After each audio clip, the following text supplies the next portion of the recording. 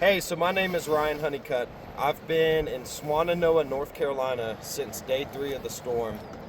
My church came up here, they gathered a bunch of supplies after the storm hit, and it took us about 3 to 4 days to get up here. And we came in and partnered with Generation Church above the hill on day 3 and just basically brought our supplies in, and we were able to help them set up a distribution center. But very quickly we learned that the need was a lot greater than we had realized originally. So we started forming search and rescue teams that were going out and cutting trees out of the roads. We were clearing landslides on all the roads with heavy equipment that was being brought in from around the country. We did a lot of work the first couple of weeks here. We were working about 20 hours a day on end. We were able to develop a medical team that were private practitioners that were licensed, and we were able to send them to different critical mission needs that we were coming across. We were able to allocate a lot of insulin, which was a very critical need at the time. A lot of people lost power and were without power for about 14 to 18 days.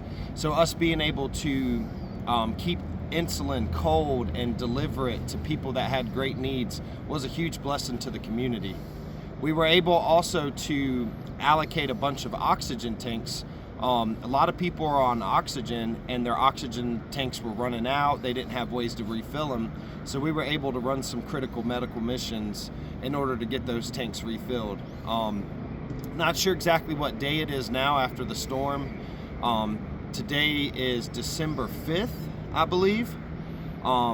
So I've been here for the entire duration of the disaster relief efforts, except for about 10 days. I was able to go home a couple of different times. So I've spent the last 60 something days in Swannanoa, heading up an operation for Restoration Church for the disaster relief effort that's taking place. So after we moved beyond the search and rescue, that lasted about 5 weeks, 5 to 6 weeks, we started focusing on construction projects and rehousing the community.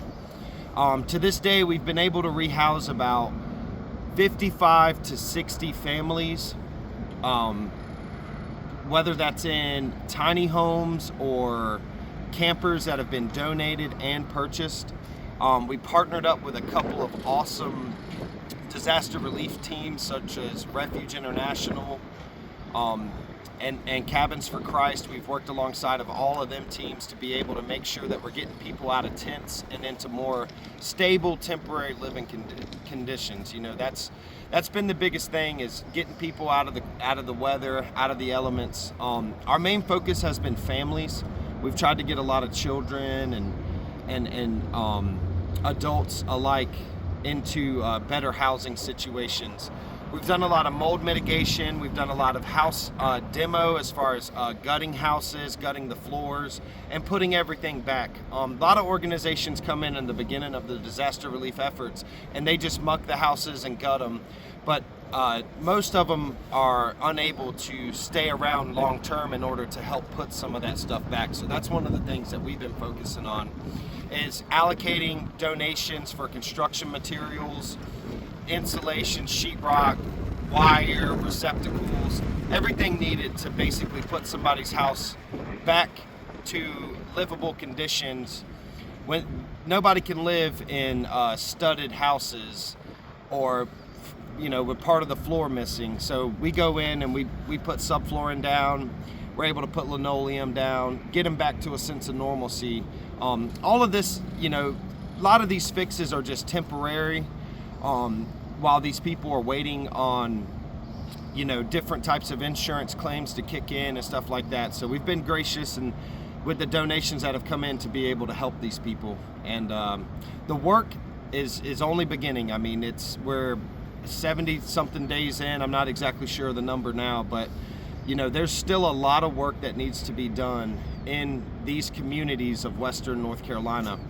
Where I'm located, I'm in between Black Mountain and Asheville. and all north of us, even a little further to the east of us, Old Fort and places like that, are still dealing with a lot of devastation that took place due to the flooding. So the work is yet to be done. Anything else for me?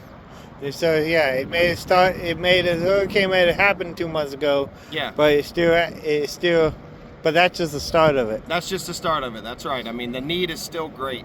And things that we need, you know, we need people to volunteer that are construction minded, plumbers, electricians, carpenters, things of that nature.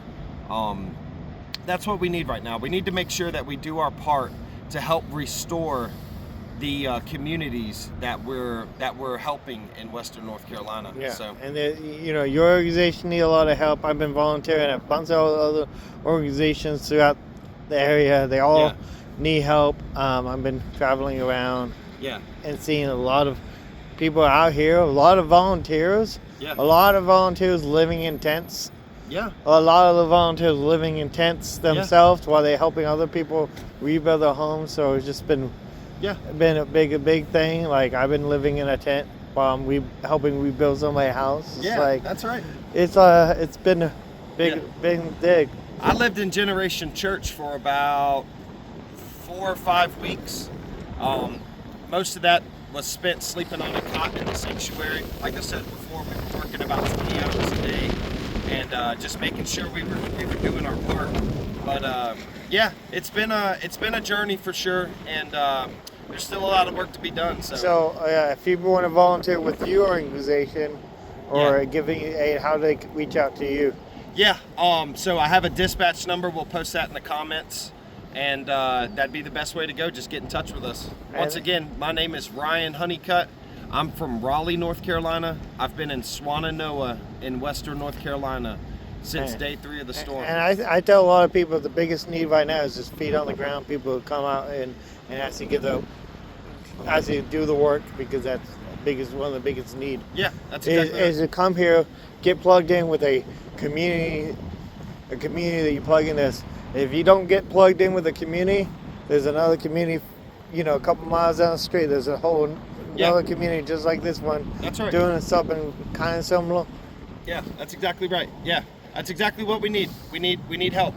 These people still need a lot of help. I mean, the work is yet to be finished. So that's all we can do is be here and help these communities and love on them. So God bless everybody, and please like, please share, please do whatever you can to push this video out, so more people can see this type of content. Yeah. I've been out here for a couple weeks and these videos haven't really been going out.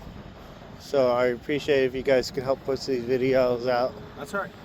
So. That's right. Well, thank you, everybody.